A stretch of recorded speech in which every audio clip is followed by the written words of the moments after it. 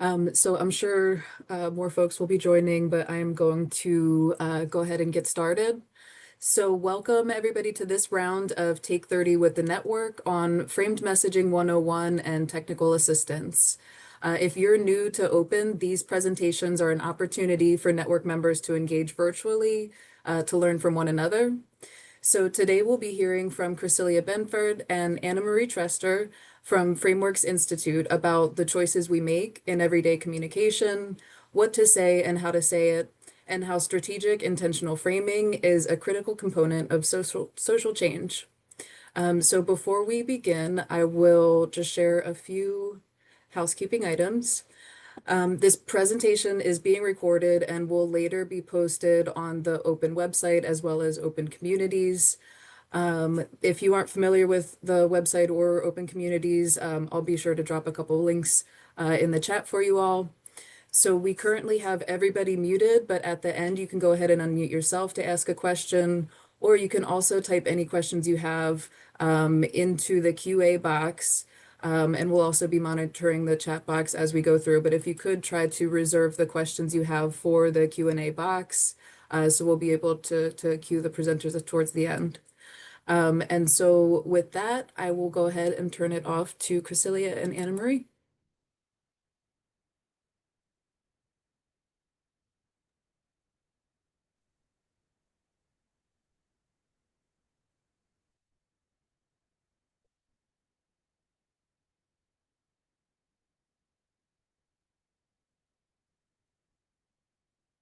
You're on mute. Okay, so welcome. I'm Anna Marie Trester, my colleague Chrysselia Benford. We're going to be joined by a couple folks from the network who have joined us for technical assistance. We hope that all of you will join us for technical assistance. I guess we'll begin by just saying that Frameworks, we work for Frameworks Institute, Chrysselia and I, we have the mission of changing the conversation, framing the public discourse, specifically to build public will for positive social change, for supports for the programs and policies and all the things that help make oral health easier to access, optimal oral health, the easy thing to get. The thing that we need becomes the easy thing. This is a philosophy that we have about how conversation works, how by changing a conversation, we change the way that people think. By changing the way that people think, we change the policy atmosphere. Chrysselia, maybe you can introduce it, even in a better way than I did.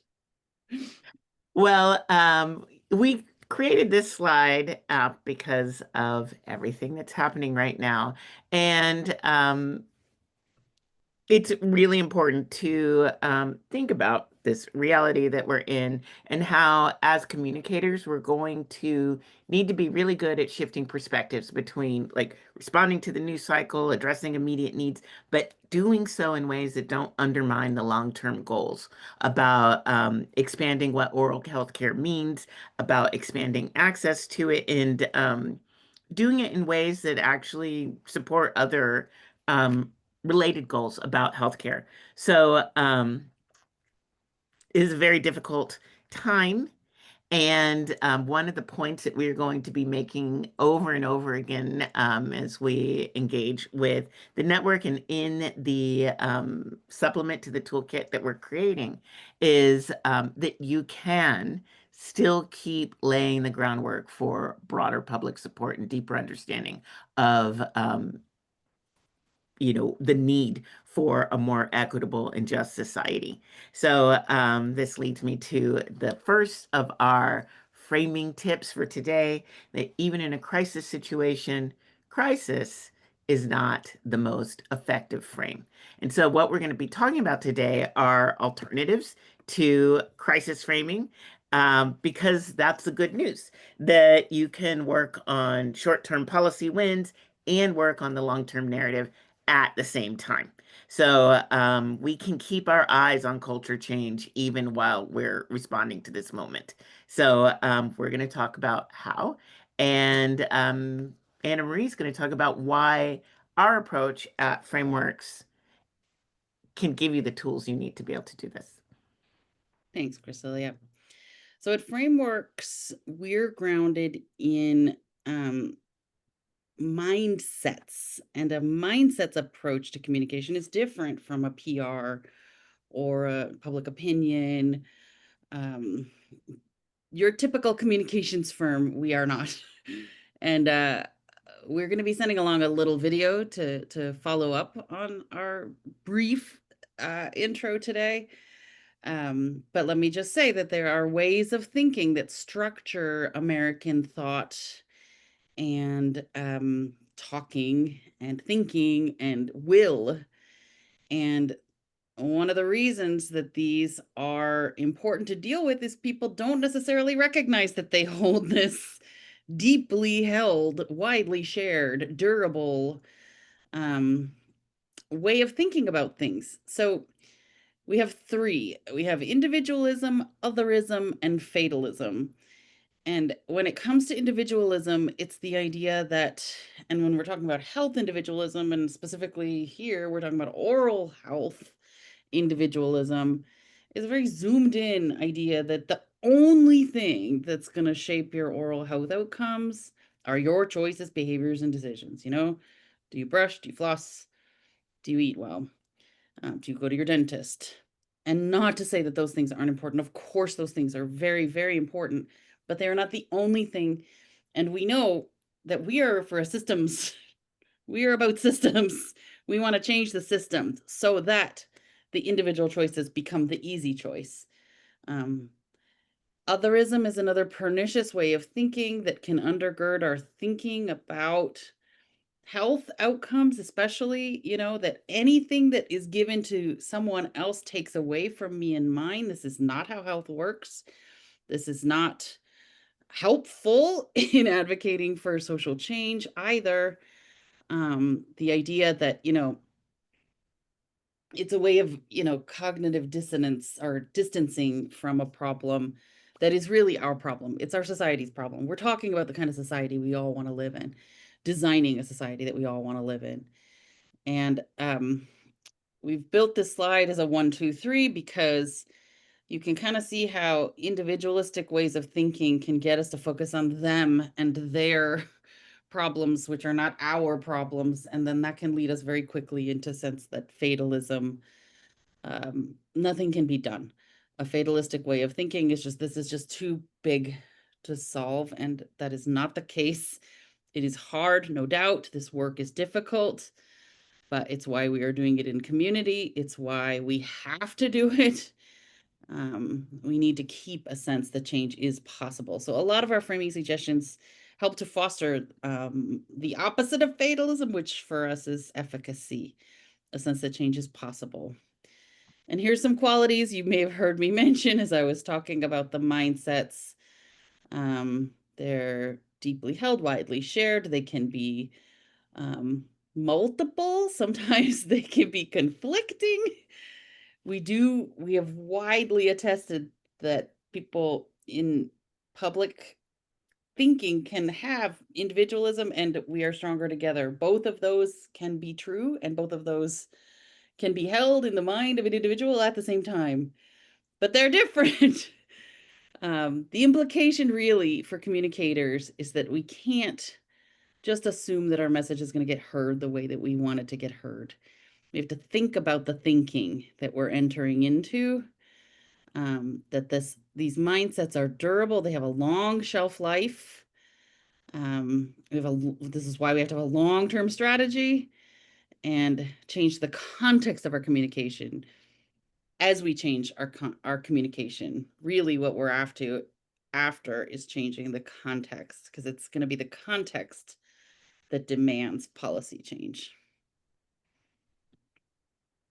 And another idea that we would like to invite you to consider, you may have heard from any communication firm that, you know, that you have to think about your audience. Yes, we agree. But what if you were instead considering what their stance is to your message? Are they immovable? Are they uncommitted? Are they committed? Are they your ally? And varying your strategy, but not your frame. The frame stays the same. But if you know that you're talking to someone who is an immovable opponent or way over there on the left-hand side, you may not actually be talking to them when you talk. It's important that you anticipate their arguments so that others who may be overhearing you can hear what you are about. And this is where, reframing is not rebutting, but I'm getting ahead of myself. Crasilia, anything more to say about this slide before we move on? This is something that in TA we can talk about if you know that your audience, if you're working on a message and you know that your audience holds one of these stances, we can talk about how you vary your goals in TA. Beautiful. So if you take all of the advice, all of the framing tips, all of the framing recommendations, and had to reduce them to one phrase, it would be this: show the big picture. And what does that mean? Well, it means focus on issues instead of people, show the trends and the patterns that shape the environment in which we're operating, reveal the structural causes and social determinants of the problem that you're addressing, assign responsibility for the problem to society at large, make sure that people understand that the solution is fix the context with better policies as opposed to fixing people, and show group efforts, that people working together to solve the problem so that you can combat fatalism. So we're going to talk about techniques for all of that, but it's a big picture. And I want to, in the next slide, just kind of give a little illustration of the power of the big picture. Now, I think a lot of you might recognize this detail. It is a detail from a very famous photograph taken during the Jim Crow era. It's called Department Store, the photograph, and it was taken in downtown Mobile, Alabama in 1956 by Gordon Parks. And Parks was working on a photo essay for Life magazine. The photo essay was called Restraints, Open and Hidden. And it documents the everyday life of the Thornton family. And this is Joanne Thornton Wilson and her niece. And the photograph's called Department Store, but they're actually standing in front of a movie theater. This photograph, or this is a detail, but the photograph that this detail is taken from did not appear in Life magazine, but it appeared later. It was part of 200 photographs that he took. Only 26 appeared in Life magazine, but this one is so powerful. And now in the next slide, you'll see the full photograph. Here's the full photograph. And by including the sign that says colored entrance here, Parks transforms what would just be a very ordinary scene of, a aunt and niece going about, walking around on a Sunday into enduring social commentary. Every time you see that photograph, you remember this moment in history. And I think the art critic Maurice Berger, he describes the power of this photograph better than I can. But he says Parks' photographs in the series challenged a mainstream media that typically viewed the movement through the eyes and anxieties of white people, or through the high drama of historic speeches, conflagrations, and demonstrations. Parks' photographs, in contrast, featured the everyday routines of their subjects and focused on their individual sensibilities, sensitivities, and aspirations. The pictures Parks took for life achieved one of his abiding goals as an artist and activist: to make visible the nuances of a story that many chose to ignore or dismiss. This is part of what you can do in your messaging. This is part of what the framing strategies that we're recommending can allow you to create messages with this kind of power. So I just wanted to show the value of the context, the full context in which someone is existing and going about their daily lives, and it makes a huge difference. I'm going to go on to the next framing tip. All right, so this is one of the strategies that we, to action this recommendation of zooming out. We want to talk about a particular kind of story, a wide lens story, a zoomed out story. And for this, do we have Heather Waldron with us? We wanted to invite someone who's a member of the Yes, Open. I'm Hi, here. Heather. Hi. So Heather's going to tell us, Heather came to TA. Tell me if this is right, Heather. You came to Yeah, TA with a story that you wanted to rebut. And yeah, I talked with you about what if instead of rebutting, we reframed and we created a better story. absolutely. Absolutely. So you want to tell us about it? Yeah, so I came to TA with a story, and it had multiple players. It had a provider, a patient, and then the system at large, which being the insurance company. Um, and that in itself had medical and dental. So it's a complex situation with dental anesthesia.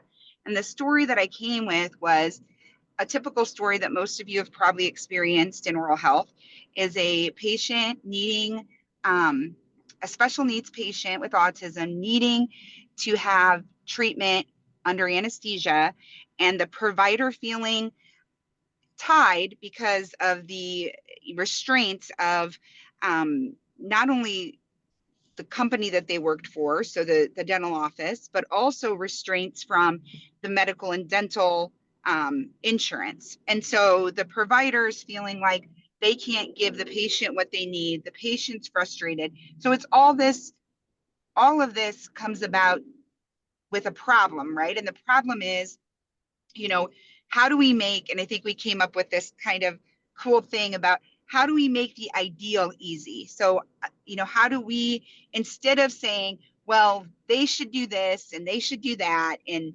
um, you know, pointing out all the flaws in the system, Anna was able to, Anna Marie was able to help me reframe it to how can we get all of these partners to work together to want to make the system better to help the patients, and in a positive light where everybody's going to be coming together to make the ideal situation easy for the member or the patient and the provider.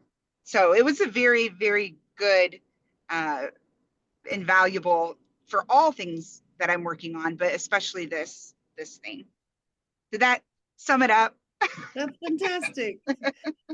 So Heather is working on a story that shows this is how it should work. This is how it can work and actually does work, right? Like the Right. story that you were trying to rebut was a story where people were getting hung up on things that they didn't actually need to get hung up on.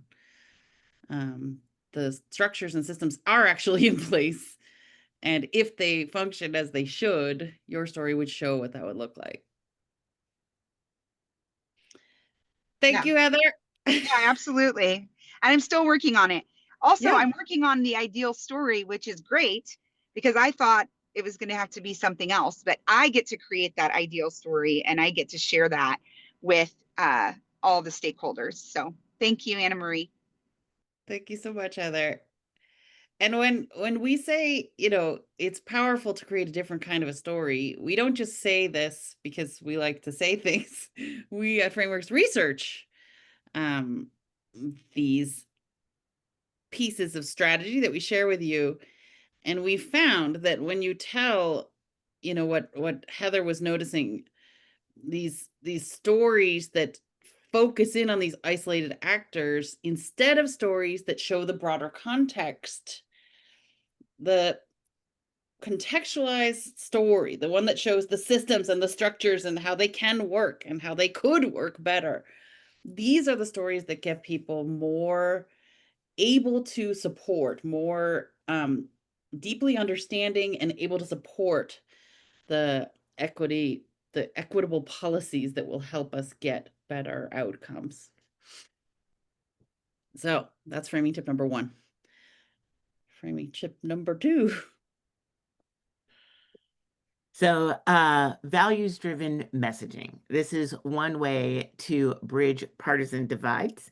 And, one way to think of our framing tools is that we've got some bridging tools, which are the values, and we have some explanatory tools, which are like things like the contextualized actor story or the metaphor of lock and key.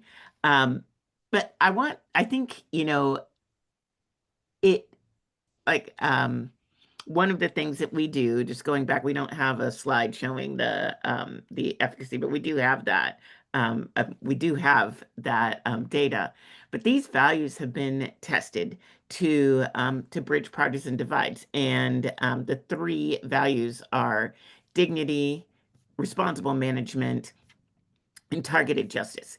So we're going to go to an example that shows what a message that is trying to make the case for equitable oral health policy. One is just making the case and without particular attention to framing. And then I want to read the reframed one.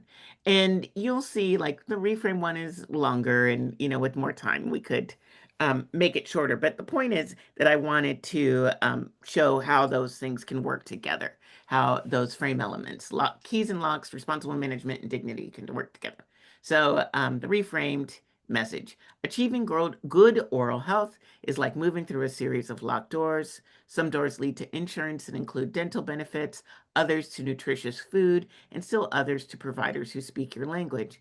Some of us have a whole key ring and can open every door with ease. Some of us hold only 1 or 2 keys. For those of us in this situation, it doesn't matter how often we use the keys we have. When we don't have all the keys, we can't get the care we need. So there is keys and locks trying to make a system present. Next paragraph. Oral health is deeply connected to overall health. When conditions go untreated, they become painful and expensive for all of us. Untreated oral health issues lead to more emergency room visits, missed school and work, and long-term health problems that strain our healthcare system and economy. Fortunately, many of these problems are preventable. We can create and endorse policies that unlock more doors for more people. When we do that, we're not just improving individual lives, we're reducing long-term health costs, strengthening workforce participation, and honoring our shared human dignity. Now, I want to point out something about that second paragraph. There's something else going on here that we have found in our research is more attractive to conservative audiences, and that's what we call a loss frame. In the second paragraph, not only do we have responsible management and dignity there operating, but we've also cast it so that if we don't do this, it's going to cost us a lot of money. If you know that you're speaking to a more progressive audience, then you can still use responsible management and say, if we do this, think of all the things we're going to have. And you see how both ideas are there, but the emphasis here is on loss. You can play with that depending on audience stance. So I just wanted to point that out. But let's go ahead and move to Velisa. Yeah. Velisa, do you want to talk to us about what you did with Chrysilla when you worked on incorporating locks and keys into your messaging? Yes. Can you hear me? Yeah. Yeah. Good. So first of all, I am excited and honored to have Framework help me to be able to create elevator speeches for our initiatives. And so the work that we've been doing is trying to revamp the work that we're doing in the community. And we realize that when you don't have the right communication and understanding and have it all concise, sometimes you can miss the point. So the technical assistance I received from Framework played a very pivotal role in helping the United Health Organization rethink and reframe how we present our work, especially through the lens of our elevator speech. By focusing on 3 of the ongoing initiatives, the support offered us a fresh and dynamic approach to communicating our mission, our goal, and ask more prominent questions. And so the important part is that a lot of times when we're out in the community, we don't have a lot of time to talk to people. So we have to have really a concise message to share information and then ask for whatever that we need. And so this guide was very particularly impactful in time constraint setting where it conveyed the key points quickly and clearly is essential for us, especially that we have the coalition has a lot of voices and we're walking from different avenues in our community. But if we have one concise message or elevator speech, which we have now, it helps us to be able to communicate the same message and get the same result.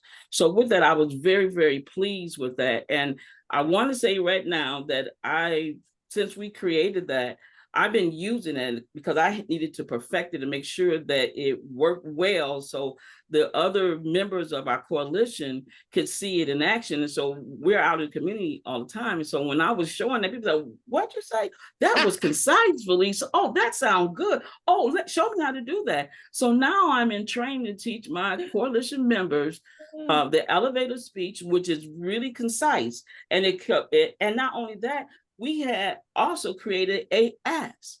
So I could be in an elevator going to the 5th floor and give my whole message. And before the door opens up, I got to ask for them. That's beautiful. I'm so glad it's working. Thank you. And that's the thing, right? You practice it and you start to see. So that's what we wanted folks to hear. Thank you so much for sharing that, Felisa. Well, thank you. I can feel it. Okay, we want to leave a little bit of time for questions. So let's maybe just say that we have slides that we're going to share that will walk you through our original recommendations. If you have looked at the toolkit that we created years ago, but we're developing new resources and recommendations that will be in a new and improved toolkit. But the thing that we're here to talk to you about today is technical assistance. And do we have any questions in the 2 minutes that remain? Well, thank you so much, Anna Marie, Crescelia, Felisa, and Heather as well. I am going to drop in, we have a TA sign up form. So if you would like a 30-minute window with Anna Marie and Crescelia for yourself, on the screen you see all the different options of the different things that you could be working on, not exclusive, of course. But is there anybody that has any questions, either using the chat box, the Q&A box, or if you would like to come off mute? And not hearing any, but in the interim, if folks are typing, Anna Marie or Crescelia, I would love to hear from you all. You mentioned that you had a toolkit that was from years prior. And I think a lot of us are familiar with that, but can you give us a bit of a teaser about what's coming up and what we can expect this year with the revamp of the toolkit? Well, so Frameworks has been monitoring this moment since it's a project called the Culture Change Project, started in 2020. And so we've been just looking at what's going on with mindsets in response to this moment and looking for new openings for being able to move mindsets toward a more just and equitable society. So the new complementary framing recommendations that we're coming up with are based in that research and research that we've been doing in our health equity or new health equity program. So we're bringing that research here to oral health. And you can see here just a few of the new complementary recommendations, which if you come to TA, we can help you work on them. But some of these are, just very speaking to the moment, particularly right now, I know with health and oral health in particular, lots of dangerous and deceptive ideas running around all over the place about like what it means, what an individual person can do to be healthy or protect their oral health, and why we don't really need systemic supports. So, instead of repeating those ideas or myth busting, we recommend talking about the harmful intent of circulating those deceptive ideas and using an inclusive tone. And, related, avoiding partisan language and instead focusing on the shared values. So if you know that if you're preparing for a situation where you like really want to use partisan language or go into myth busting mode, definitely come to TA and we can help you with some more effective alternatives. So it sounds like this can be applied to so many things, my personal life included, knowing what to say, how to say it. There is no but such thing as unframed communication, as we like to say. beautiful. Well, I think with that, we're a couple minutes over, so I just want to say thank you all so much for joining us. Thank you, Crisselia and Anna Marie, as well as Felisa and Heather. We'll be sure to get this recording out to everybody, as well as the sign up for the TA link as well. So many And thanks. the slides, if And the folks slides want as to look well. at these in greater detail. Yes, and we have a video for you all, if that's not enough. So stay tuned, and thank you all. Thanks, Thank you, Francis. everybody. Thanks.